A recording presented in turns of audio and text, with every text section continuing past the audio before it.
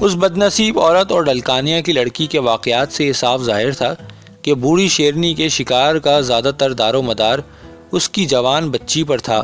آدم خور کے حملے میں عموماً 100 میں سے ایک آدمی بچتا ہے، لیکن اس وقت آدم خور ہلاکتوں سے زیادہ گھائل کر رہی تھی۔ یہاں سے نزدیکی اسپتال کوئی 50 میل دور تھا۔ جب میں نینی تال لوٹا تو حکومت سے درخواست کی کہ آدم خور کے علاقے میں ہر گاؤں کے نمبردار کو جراثیم کش ادویات اور پٹیاں بھجوا دے۔ اگلے چکر پہ میں نے دیکھا کہ میری درخواست قبول ہو گئی تھی اور جراثیم کش ادویات کے سبب بہت ساری جانیں بچ گئی تھیں۔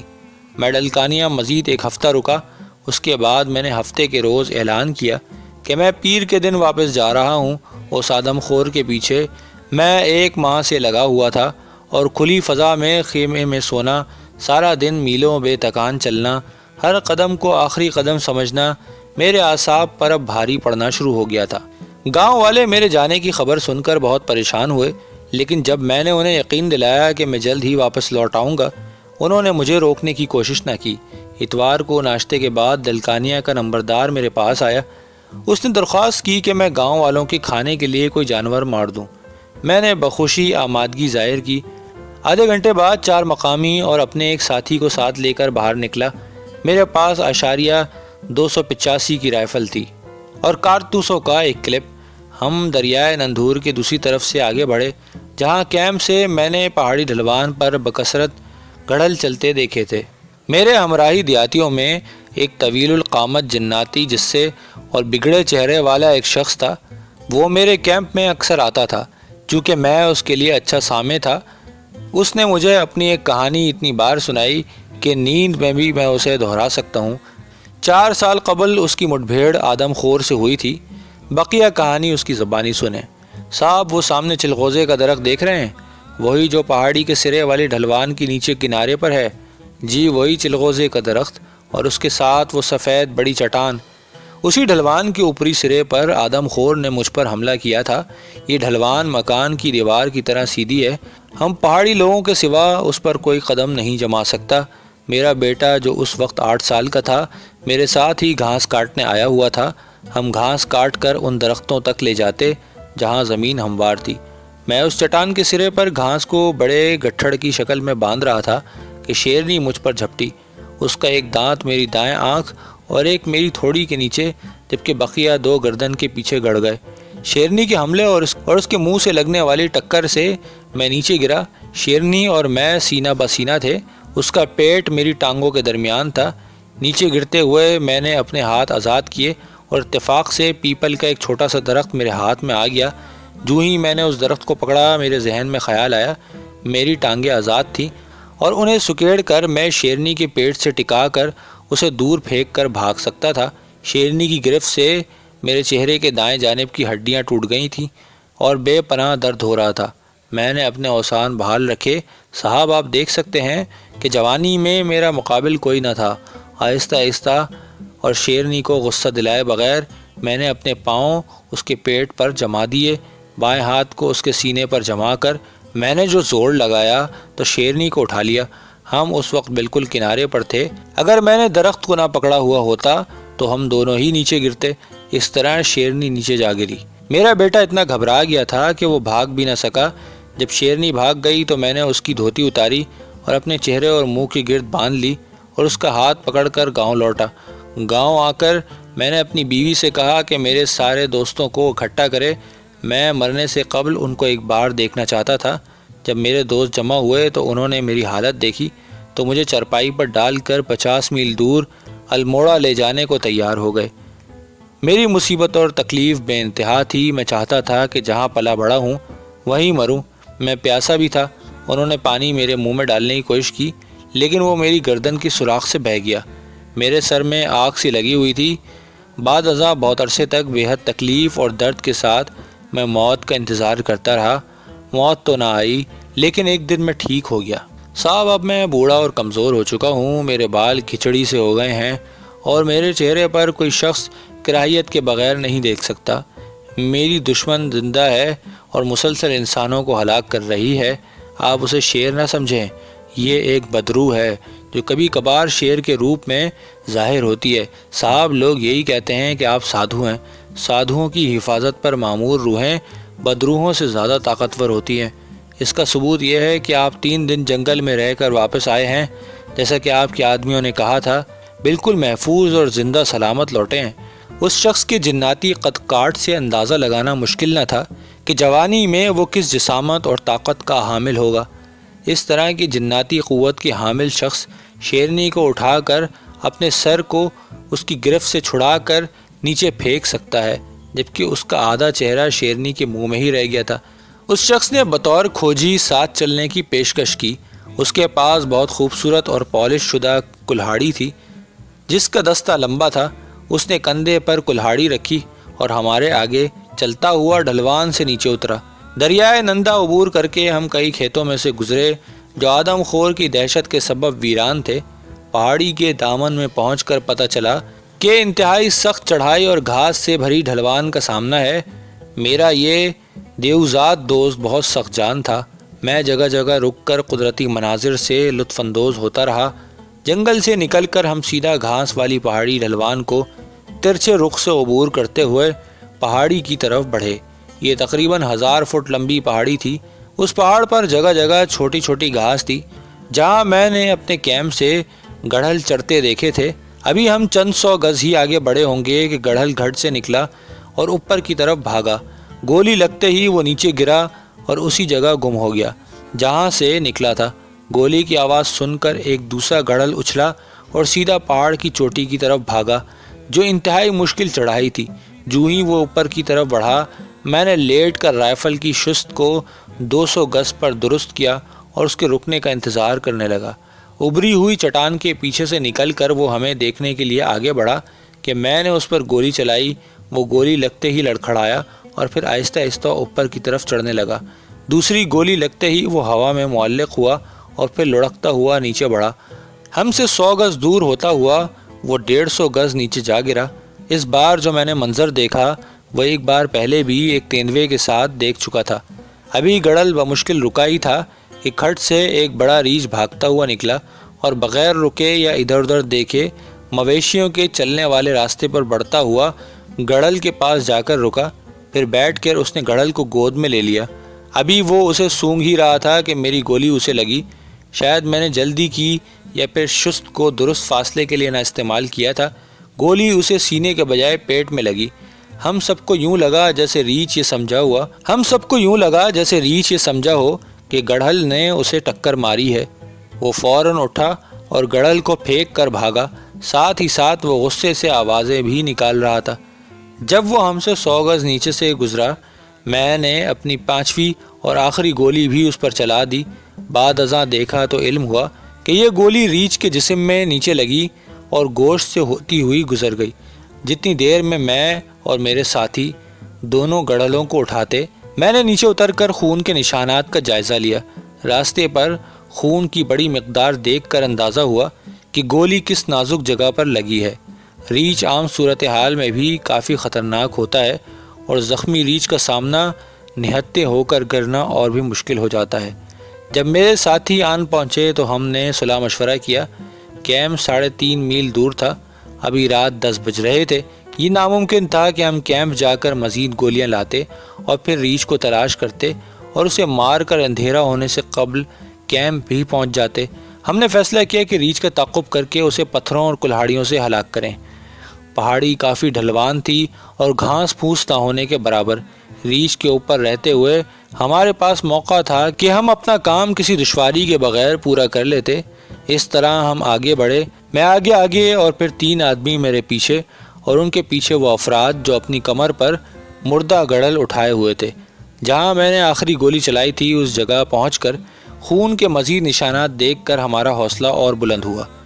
200 گز آگے جا کر خون کی لکیر ایک کھڈ میں مڑ گئی۔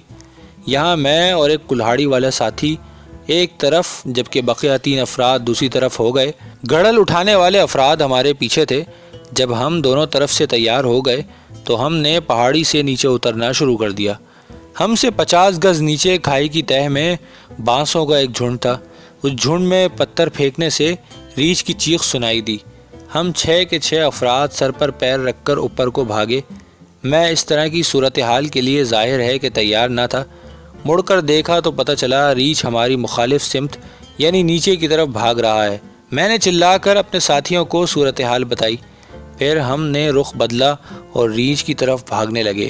ہم میں سے چند ساتھیوں کے پتھر بھی ریچھ کو لگے۔ پتھر مارنے والے کا خوشی کا نعرہ اور ریچھ کی چیخ آئی۔ پھر اس کھائی میں ایک موڑ آیا۔ احتیاط کی وجہ سے ریچھ ہم سے آگے نکل گیا۔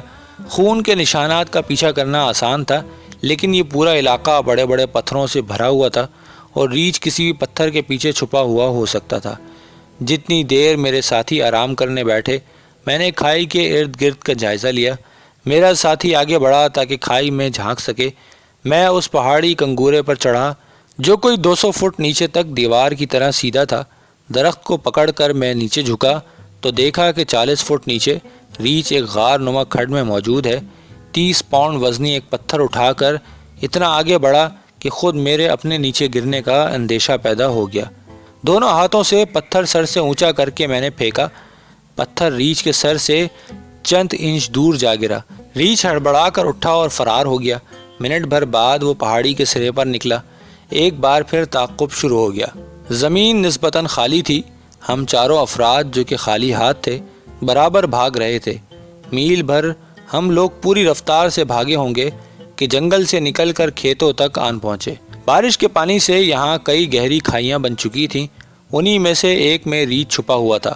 ہم نے اپنے بگڑے چہرے والا ساتھی جو کہ کلہاڑی سے مسلح تھا ریچھ مارنے کے لیے چنا۔ بڑی احتیاط سے وہ ریچھ تک پہنچا اور اپنی خوبصورت کلہاڑی گھما کر اس نے سیدھی ریچھ کے سر پر ماری۔ نتیجہ ہماری توقعات کے بالکل الٹ نکلا۔ کلہاڑی کا پھل ریچھ کے سر سے ٹکرا کر اس طرح پلٹا جیسے وہ کسی ربڑ سے ٹکرایا ہو۔ غصے سے چیخ کر ریچھ اپنی پچھلی ٹانگوں پر کھڑا ہوا۔ ہم لوگ بھاگنے کی کوشش میں ایک دوسرے سے الجھ کر گرے۔ خوش قسمتی سے ریچھ نے ہمارا پیچھا نہ کیا۔ بظاہر ریچھ کو یہ کھلا علاقہ پسند نہ آیا تھا اور تھوڑی دور جا کر وہ پھر اوٹ میں ہو گیا۔ اس بار کلہاڑی کے استعمال کی باری میری تھی، تاہم ریچھ ایک بار کلہاڑی کا اوچھا وار سہ چکا تھا۔ میری بو محسوس کر کر محتاط ہو گیا۔ بڑی محنت کے بعد میں اس قابل ہوا کہ ریچھ پر وار کر سکوں۔ بچپن میں میرا خواب تھا کہ میں کینیڈا جا کر لکڑہارا بنوں، اس لیے میں نے اتنی مہارت حاصل کر لی تھی کہ کلہاڑی سے ماچس کی تیلی چیر سکتا تھا۔ اس کے علاوہ مجھے یہ ڈر بھی نہ تھا کہ اگر وار خالی ہوا تو کلہاڑی پتھروں سے ٹکرا کر خراب ہو جائے گی۔ جو ہی میں ریچھ سے نزدیک ہوا، میں نے کلہاڑی کا پورا پھل ریچھ کے سر میں گاڑ دیا۔ ہمارے پہاڑوں میں ریچھ کی کھال بیش قیمت سمجھی جاتی ہے۔ میں نے جب کلہاڑی کے مالک سے کہا کہ وہ گڑھل کا دگنا گوشت اور ریچھ کی کھال بھی لے سکتا ہے تو اس کی خوشی کی کوئی انتہا نہ رہی۔ گاؤں سے کئی بندے اب ادھر پہنچ چکے تھے۔ وہ لوگ گوشت بانٹنے اور ریچھ کی کھال اتارنے میں مشغول ہو گئے اور میں اوپر چڑھ کر گاؤں میں اس زخمی لڑکی سے آخری ملاقات کرنے چلا گیا جو میں پہلے بتا چکا ہوں۔ دن بہت تھکا دینے والا تھا۔ اگر اس رات آدم خور میرے خیمے پر حملہ کرتی تو مجھے بآسانی نیند میں ہی ہڑپ کر جاتی۔ ڈلکانیا سے آتے ہوئے راستے میں بہت ساری ننگی پہاڑیاں آتی ہیں، اور جب میں نے اس مشکل راستے کا ذکر گاؤں والوں سے کیا تو وہ بولے کہ میں ہیرا خان کی طرف سے واپس جاؤں۔ اس کے لیے مجھے اس گاؤں کے پیچھے پہاڑ پر چڑھنا ہوتا اور باقی سارا راستہ اترائی ہی اترائی تھی۔ رانی باغ سے میں بذریعہ کار نینی تال پہنچ سکتا تھا۔ میں نے اپنے آدمیوں سے کہہ دیا تھا کہ وہ اگلی صبح روانگی کے لیے تیار رہیں۔ سورج نکلنے سے ذرا قبل میں انہیں سامان وغیرہ باندھتا چھوڑ کر آگے بڑھ گیا تاکہ میں جب تک ڈلکانیا کے لوگوں کو الوداع کہہ لوں میرے ساتھی مجھے آن ملے۔ پھر میں نے 2 میل کی چڑھائی شروع کی۔ جو پگڈنڈی میں نے چنی تھی وہ نہ تھی جس سے ہم لوگ آئے تھے، بلکہ یہ راستہ دیہاتی بازار وغیرہ کو آنے جانے کے لیے استعمال کرتے تھے۔ راستہ گہری کھائیوں سے ہو کر گزرتا تھا اور گھنے جنگل جھاڑیاں وغیرہ بھی راستے میں آتے تھے۔ ایک ہفتے سے شیرنی کی کوئی خیر خبر نہ تھی۔ اس غیر موجودگی کی بنا پر میں زیادہ محتاط ہو چلا تھا۔ کیمپ سے نکلنے کے گھنٹہ بھر بعد میں پہاڑی کے اوپری سرے تک بغیر کسی دقت کے پہنچ گیا۔ یہ جگہ بنجر تھی اور چوٹی کے پاس فارسٹ روڈ یہاں سے 100 گز دور سے گزرتی تھی۔ یہ بنجر قطعہ ناشپاتی کی شکل جیسا تھا۔ اندازاً 100 گز لمبا اور 50 گز چوڑا۔ اس کے درمیان میں بارش کے پانی کا ایک چھوٹا سا تالاب تھا۔ سانبھر وغیرہ یہاں سے پانی پیتے تھے۔ اس پر پگ دیکھنے کے خیال سے میں راستے سے مڑ کر اس طرف آیا جو راستہ اس قطعے سے بائیں ہو کر گزرتا تھا، اور ایک ایسی چٹان کے نیچے سے گزرتا تھا جو راستے پر سائبان کی طرح معلق تھی۔ جو ہی میں اس تالاب پر پہنچا، میں نے شیرنی کے بالکل تازہ پگ نرم زمین پر سب دیکھے۔ وہ اسی طرف سے تالاب پر آئی تھی جہاں سے میں ابھی آیا تھا۔ میری وجہ سے وہ یہاں سے تالاب کو عبور کر کے دائیں طرف کے گھنے جنگل میں گھس گئی۔ اگر میں سامنے کی طرف بھی اتنا ہی محتاط ہوتا جتنا کہ عقب کی طرف سے تھا، یقیناً میں شیرنی کو پہلے دیکھ لیتا۔ سنہری موقع ہاتھ سے نکل گیا، تاہم اگرچہ یہ موقع تو ضائع ہوا، لیکن پھر بھی صورتحال میرے حق میں تھی۔ اگر شیرنی مجھے نہ دیکھتی تو تالاب عبور کر کے جنگل میں چھپنے کے لیے ہرگز جلدی نہ کرتی۔ اس کے پگوں سے اس کی رفتار ظاہر کر رہی تھی۔ اس نے چھپ کر مجھے دیکھا تھا کہ میں اکیلا ہوں، اس کی طرح پانی بھی پینے آؤں گا۔ اس مقام تک میری حرکات قطعی عام سی تھیں۔ اگر میں اسی طرح رویہ اختیار کرتا کہ جیسے مجھے شیرنی کی موجودگی کا علم نہیں، ہو سکتا ہے کہ مجھے دوبارہ موقع ملتا۔ پنجوں کے بل بیٹھتے ہوئے میں نے ہیٹ کے نچلے گوشے سے ہر طرف گہری نظر رکھی، کئی بار کھانسا، پانی کو اچھالتا رہا اور پھر بہت آہستگی سے خشک لکڑیاں چننے لگا۔ میرا رخ اب اس عمودی چٹان کی طرف تھا۔ یہاں میں نے مختصر سی آگ جلائی اور چٹان سے ٹیک لگا کر سگریٹ سلگا لی۔ جب سگریٹ پی چکا اور آگ بھی ختم ہو گئی تو میں لیٹ گیا، بائیں ہاتھ سے تکیہ بنایا اور رائفل کی لبلبی پر ہاتھ رکھے اسے بھی سامنے رکھ لیا۔ میرے عقب میں موجود چٹان بہت عمودی تھی اور اس پر سے کوئی بھی جانور نہیں چڑھ سکتا تھا۔ میرے سامنے کم از کم 20 گز تک جھاڑ جھنکار وغیرہ سے پاک زمین تھی۔ میں نسبتاً محفوظ تھا۔ اس دوران میں نے نہ کچھ دیکھا اور نہ ہی کچھ سنا، لیکن پھر بھی مجھے علم ہو گیا کہ شیرنی مجھے دیکھ رہی ہے۔ میرے ہیٹ کا کنارہ اگرچہ میری آنکھوں پر جھکا ہوا تھا، لیکن میری نظروں کے سامنے کسی قسم کی رکاوٹ نہیں بن رہا تھا۔ میں نے سامنے موجود جنگل کا انچ چھانا، ہلکی سی ہوا بھی نہیں چل رہی تھی اور نہ ہی گھاس کو کوئی تنکا تک ہلا۔ میرا اندازہ تھا کہ شیرنی اب اس وقفے میں اپنی جگہ سے نکل کر یا تو گھات لگائے گی یا پھر براہ راست ہلہ بول دے گی۔ بعض اوقات وقت نہیں گزر پاتا اور بعض اوقات اسے پر لگ جاتے ہیں۔ سر کے نیچے بائیں ہاتھ کافی دیر پہلے سن ہو چکا تھا، پھر بھی نیچے وادی سے میرے آدمیوں کی گانے کی آواز بہت جلد ہی ادھر آن پہنچی۔ آواز اونچی ہوتی چلی گئی اور پھر میں نے مڑ کر اپنے ساتھیوں کو آتا دیکھا۔ شاید اسی جگہ پر شیرنی نے مجھے دیکھا تھا اور پانی پی کر فرار ہو گئی تھی۔ ایک اور ناکامی اور اس دورے کا آخری موقع بھی ہاتھ سے نکل گیا۔ جب میرے ساتھی آرام کر چکے تو ہم سڑک پر چڑھے اور فارسٹ روڈ کی مدد سے ہیرا خان کی طرف کا 22 میل کا سفر شروع ہوا۔ 200 گز آگے جا کر سڑک کھلے قطعے سے اچانک گھنے جنگل میں مڑ گئی۔ یہاں میں نے اپنے ساتھیوں کو آگے چلنے کا کہا اور خود عقب سنبھالا۔ 2 میل اسی طرح چل کر ہم نے موڑ پر ایک شخص کو بیٹھا دیکھا جو اپنی بھینسوں کی نگرانی کر رہا تھا۔ ناشتے کا وقت ہو چکا تھا۔ میں نے اس آدمی سے پوچھا کہ پانی کہاں سے ملے گا۔ اس نے سیدھا نیچے کی طرف اشارہ کیا اور بتایا کہ وہاں ایک چشمہ موجود ہے جہاں سے گاؤں والے پانی بھرتے ہیں، تاہم اگر ہم سیدھا چلتے جائیں تو تھوڑا سا آگے جا کر ایک چشمہ سڑک ہی سے گزرتا ہے۔ لوہالی گاؤں وادی کے اوپری سرے پر واقع تھا جہاں گزشتہ ہفتے شیرنی نے عورت کو ہلاک کیا تھا۔ اس نے بتایا کہ اس دن کے بعد سے شیرنی کی کوئی اطلاع نہیں۔ اس نے بتایا کہ ہو سکتا ہے کہ شیرنی اب ضلع کے دوسرے سرے پر ہو۔ میں نے اس بات کی تردید کی اور اسے ان تازہ پگوں کے بارے میں بتایا جو میں نے کچھ دیر قبل دیکھے تھے۔ میں نے اسے کہا کہ وہ بھینسوں کو اکٹھا کر کے گاؤں چلا جائے۔ اس کی 10-12 بھینسیں تھیں جو اب سڑک کی طرف چل رہی تھیں۔ اس نے کہا جہاں وہ بیٹھا ہے جو ہی بھینسیں اس جگہ کو چر لیں وہ انہیں لے کر چلا جائے گا۔ میں نے اسے ایک سگریٹ دی اور تنبیہ کر کے آگے چل پڑا۔ اس کے بعد کیا ہوا مجھے اس کے گاؤں والوں نے کئی ماہ بعد میرے اگلے چکر پر بتایا۔ اس دن جب وہ آدمی گھر پہنچا تو اس نے جمع شدہ لوگوں کو بتایا کہ کس طرح وہ مجھ سے ملا تھا اور میری تنبیہ کے بارے میں بھی بتایا۔ اس نے مجھے موڑ مڑ کر اوجھل ہوتے دیکھا تو وہ سگریٹ جلانے لگا۔ ہوا چل رہی تھی اور ماچس کی تیلی کو بجھنے سے بچانے کے لیے وہ جھکا۔ ابھی وہ دوبارہ سیدھا نہ ہوا تھا کہ کسی نے اسے دائیں کندھے سے پکڑ کر پیچھے کو کھینچا۔ اس کے ذہن میں فوراً ہی ہمارا خیال آیا۔ بدقسمتی سے ہم اس کی چیخ نہ سن سکے، تاہم مدد زیادہ دور نہ تھی۔ اس کی چیخ سنتے ہی اس کی بھینس جمع ہو کر شیرنی کی طرف بڑھی اور اسے بھگا دیا۔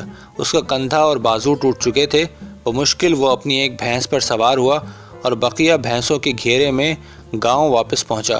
اس کے گاؤں والوں نے اس کے زخم باندھ کر اسے بغیر رکے اٹھا کر 30 میل دور ہلدوانی اسپتال پہنچایا، جہاں وہ داخلے کے کچھ دیر بعد مر گیا۔ قدرت بعض اوقات سامنے آنے والی زندگی کی ڈور چھوڑ کر دوسری کاٹ دیتی ہے۔ کس ڈور کو کاٹنا چاہیے اور کس کو نہیں، اس کی ذمہ داری ہم قسمت، نصیب یا جو چاہے کہہ لیں اس پر ڈال دیتے ہیں۔